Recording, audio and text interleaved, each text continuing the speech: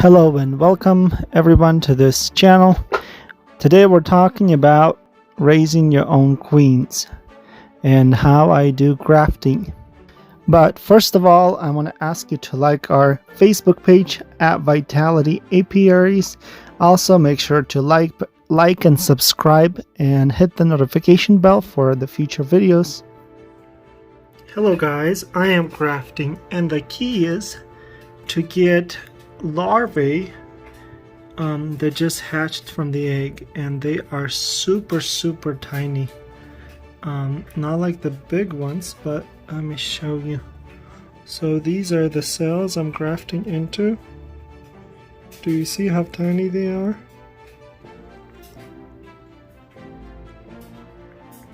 This is how tiny the grafts are. These are just hatched from the egg, and that's what we're grafting. I mean, this is very small. If you're grafting a bigger stuff, your success is not going to be very good. For example, let's see, I got a shine like this cell right there. This cell right there. See how it just hatched? That one's pretty tiny. These would be way too old. So something to keep in mind, like this one right here is so tiny.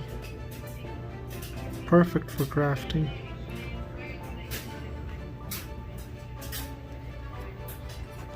I'm using this tool. I go inside and I kind of churn it up and then go out, and when we come into the cell we go like this and push it off with this little spring. So that's how we do our grafting, and the results are phenomenal. Here you see the eggs that were laid by a queen, and what you want to graft is 1 day old larvae that's been hatched from the. So in this photo you can see the eggs and you can see the larvae that's just been hatched, and as you go to the left you see the older larvae that's too old to graft. There are several problems with grafting older larvae. The queen quality is worse, and the queens can hatch at uneven times. So to make my grafting easier, usually I choose a frame with eggs and 1 day old larvae, so everything is on one frame, no older larvae. It's much easier to graft that way. And if I'm going through the hive and I see a nice frame of eggs, I can mark it, go back to this hive and take this the next day, 24 hours later, select that frame and graft from it. When you're grafting, you want to make sure you scoop up some of the milky stuff at the bottom. That's their food and it keeps them moist so the larvae wouldn't die.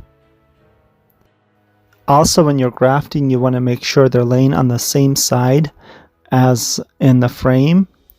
You put them on the same side in the cell. You don't want to flip them over.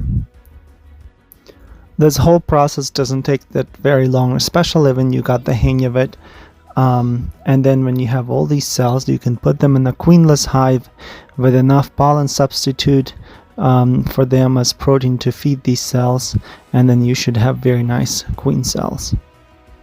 You can use pollen patties, or you can just make sure you have enough frames with pollen on them. Okay, so after this is grafted, got much more to go. Just gonna put it right there and cover it with a moist towel to keep the moisture. Alright, it's now covered. Damp towel.